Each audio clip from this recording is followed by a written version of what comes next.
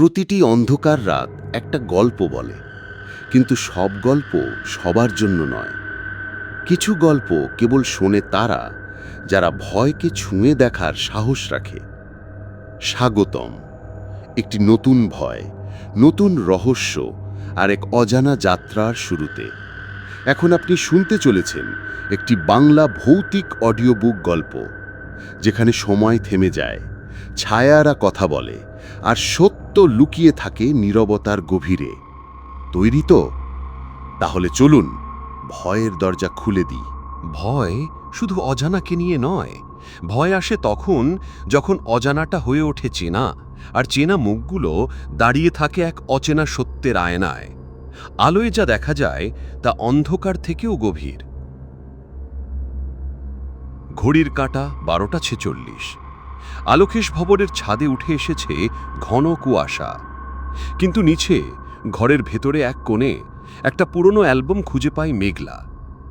আশ্চর্যজনকভাবে তাতে থাকা কিছু ছবি তার পরিচিত মনে হয়, কিন্তু সেসব সে কখনো দেখেনি, অন্তত মনে পড়ে না।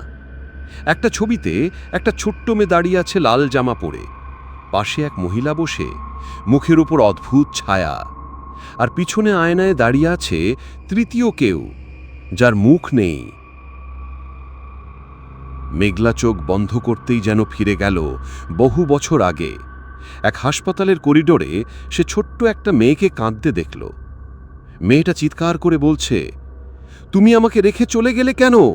মা, তুমি কথা দাও, তুমি ফিরে আসবে। সেই মেয়েটার কণ্ঠে ছিল তার নিজের শৈশবের কান্না, আর পাশে দাঁড়িয়ে থাকা নার্সটি বলল, তোমার মা ফিরে আসবে, কিন্তু হয়তো অন্য আলোয়। মেঘলা বুঝতে পারে এই বাড়ি কেবল ভূতের নয়, এ বাড়ি হল স্মৃতির বাড়ি। প্রতিটি আলো মানে একটি অবদমিত স্মৃতি। যত গভীর পাপ, যত অস্বীকার, তত উজ্জ্বল হয় এই বাড়ির আলো। তবে এই আলোয় কিছু জ্বলে না, বরং মনের ভেতর কিছু পুড়ে যায়। আয়নার সত্য। ঘরের আয়নায় এবার আর ছায়া নেই, আছে কেবল একটা চোখ, যেটা মেঘলার দিকেই তাকিয়ে। চোখটা ফিসফিস করে বলছে, তুই ঠিক ভুলে গেছিস আমি কে, কিন্তু আমি তো তোকে কিছুতেই ভুলিনি। মেঘলা এবার নিশ্চিত, এই বাড়ির ভেতরে শুধু ভূত নেই, আছে একটা স্মৃতি, একটা মায়ের আত্মা যে ফিরে আসতে চেয়েছিল, কিন্তু ভুলে যাওয়া মেয়েটা তাকে আর চিনতে চায়নি। শেষ দৃশ্য। দেয়াল ধীরে ধীরে জ্বলে উঠল পুরনো এক পাণ্ডুলিপির লাইন। আলো মানে ক্ষমা নয়, আলো মানে দেখা, সেই চোখের দিকে যাকে তুমি এড়িয়ে গেছো আজীবন। মেঘলা হঠাৎ করে কেঁপে ওঠে। সে এখন জানে আলোকেশ ভবন তার জন্যই জ্বলে উঠেছিল। ন্যারেটর শেষে।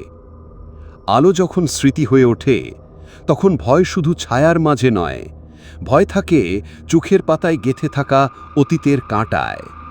আর সেই কাঁটা আজও চুপচাপ রক্ত ঝরায়।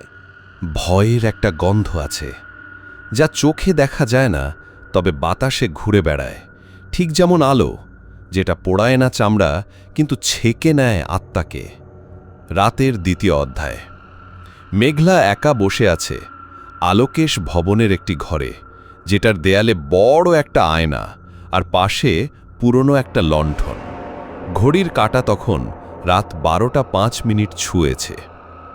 তখনই আবার সেই আলো, আয়নার মধ্য দিয়ে নয়, এবার জানালার ফাঁক দিয়ে একটা হলুদ রঙের কুয়াশা ঘরে ঢুকছে। তাপ নেই, আলো নেই, তবু যেন সমস্ত ঘরটার স্মৃতি জেগে উঠেছে। প্রথম দর্শন। মেঘলা চেয়ারে বসেই ঘুমিয়ে পড়েছিল। হঠাৎ চোখ খুলতেই সে দেখে ঘরটা বদলে গেছে। দেয়ালে ঝোলানো ছবি, বইয়ের তাক, পিয়ানো, এই তো যেন একটা বাসা। কিন্তু বাসা কার? ঘরের কোণে একটা মেয়ে দাঁড়িয়ে, পিঠ ঘোরানো, সাদা জামা পরা, চুল ঢেকে রেখেছে মুখ। মেঘলা কিছু বলতে যাচ্ছিল, ঠিক তখনই মেয়েটি বলে উঠল, তুই কি মনে করতে পারিস কে আমি? কণ্ঠটা যেন নিজের সাথেই মিলে যায়। হ্যাঁ, সেই কণ্ঠটা মেঘলার নিজের, কিন্তু একটু ফাঁপা, একটু বেসুরো। অতীতের জানালা। সামনের দেয়ালে হঠাৎ একটা সিনেমার মতো দৃশ্য জ্বলতে লাগল। মেঘলার ছোটবেলার একটি দৃশ্য। সে দাঁড়িয়ে আছে হাসপাতালের বারান্দায়, মাকে রাগ করে বলছে, আমি বড় হলে তোর মতো কেউকে বিশ্বাস করব না। মা বলেছিল, ভালোবাসা মানেই বিশ্বাস, আর বিশ্বাস মানেই আলো। দৃশ্যটা মিলিয়ে গেল। ঘরে আবার ফিরে এলো নীরবতা। আলো ও মুখোমুখি। আয়নার সামনে আবার দাঁড়িয়ে যায় মেঘলা। সেখানে এবার আর তার ছায়া নেই, বরং তার মার ছায়া। পিছন থেকে সেই নারী কণ্ঠ বলে ওঠে, তুই যা ভুলে গিয়েছিলি, এই বাড়ি তা মনে করায়। এখানে আলো জ্বলে শুধুমাত্র তাদের জন্য যারা ভুলের মুখোমুখি হতে সাহস রাখে।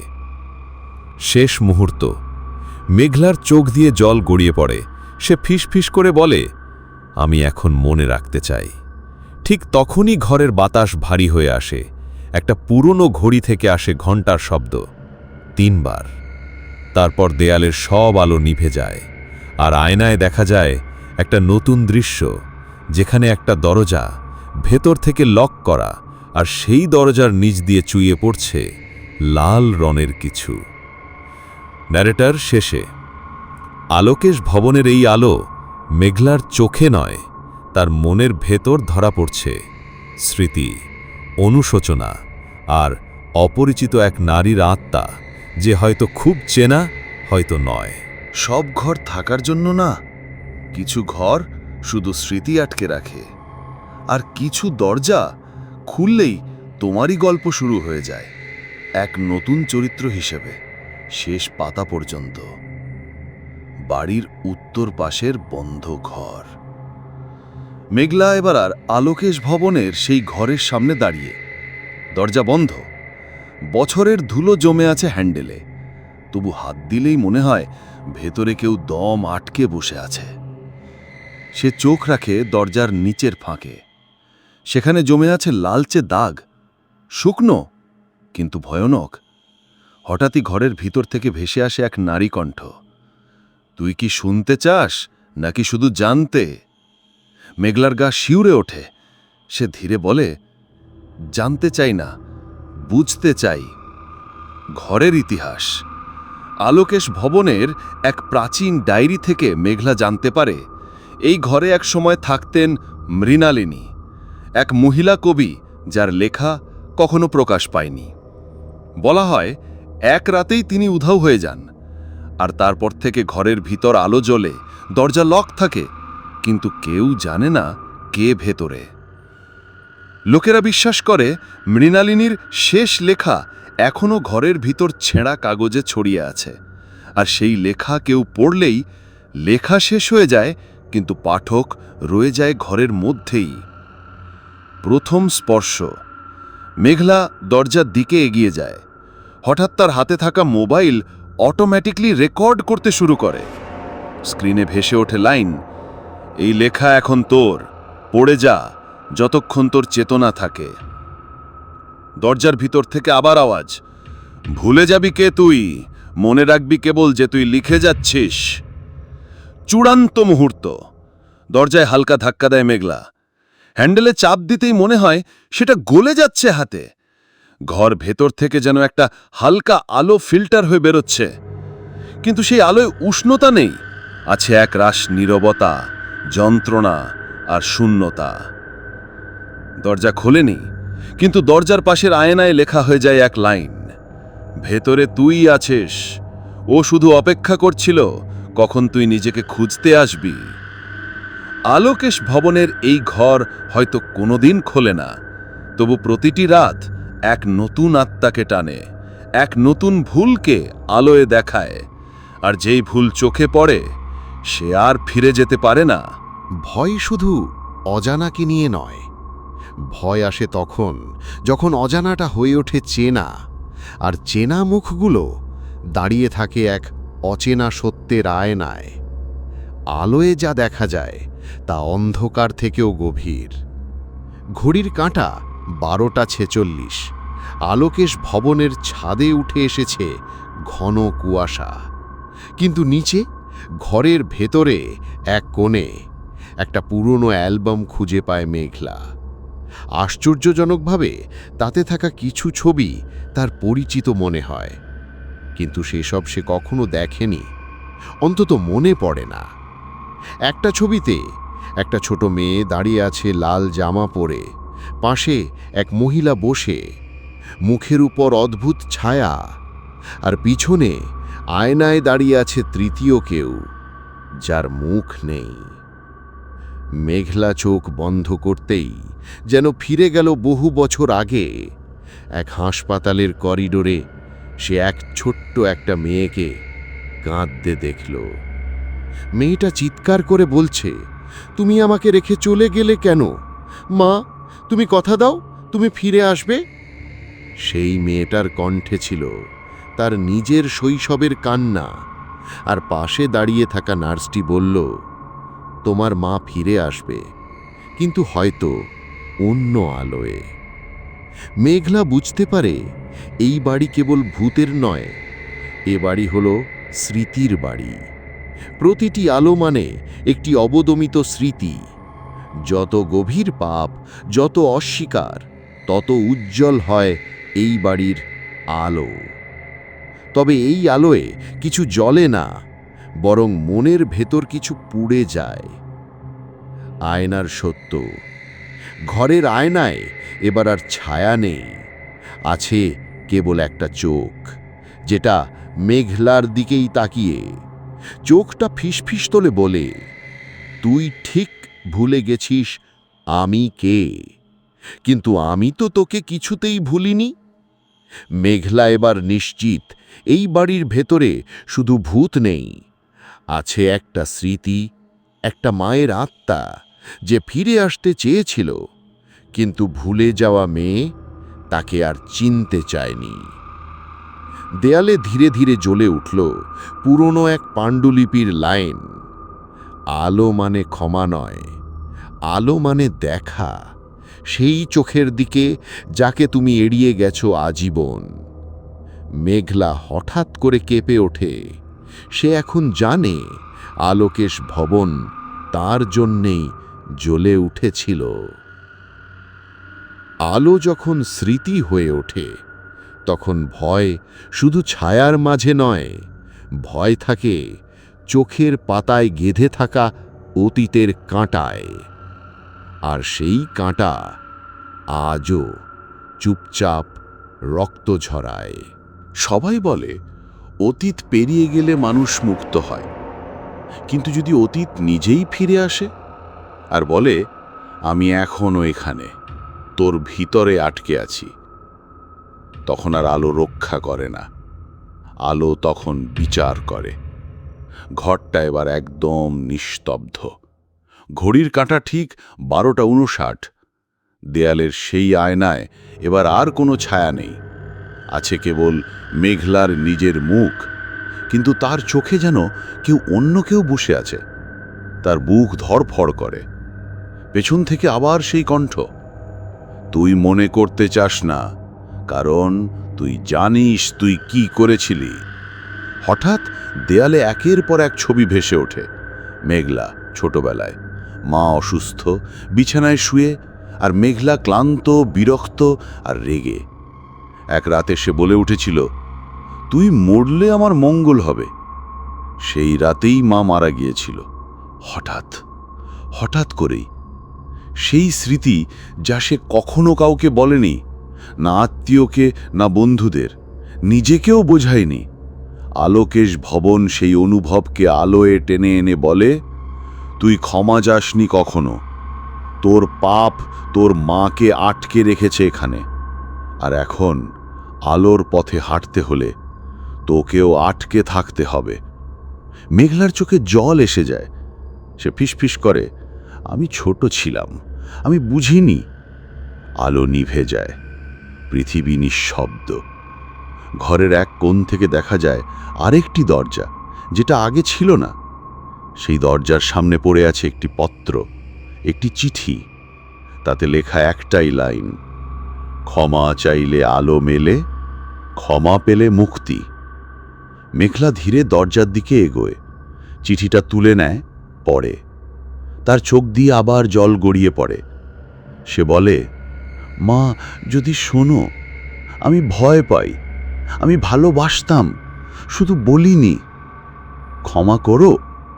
ঠিক সেই মুহূর্তে ঘরে হালকা এক আলো জ্বলে ওঠে, নরম, উষ্ণ, শান্ত এক আলো। এটাই প্রথমবার যে আলোয় ভয় ছিল না, ছিল শুধু অভিযানের পর শেষ ক্ষমার শান্তি।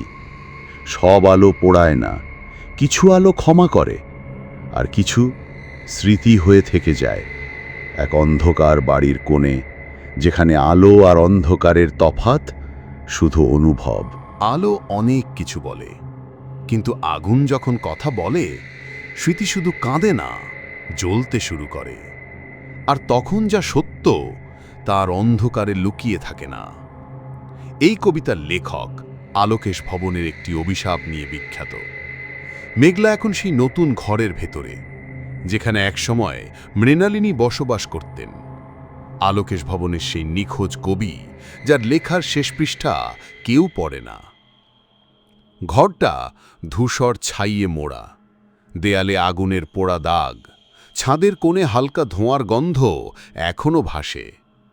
হঠাৎই বাতাস ভারী হয়ে আসে, একটা আয়না নিজে থেকেই ঘুরে দাঁড়ায়, আর তার ভিতর ভেসে ওঠে আগুনের সেই রাত। বছর 10 আগে এই ভবনের এক গোপন কক্ষে নারীমূল্য নিয়ে কিছু ভয়ঙ্কর কর্মকাণ্ড চলত। মৃণালিনী সেই অন্যায়ের বিরুদ্ধে দাঁড়িয়েছিলেন।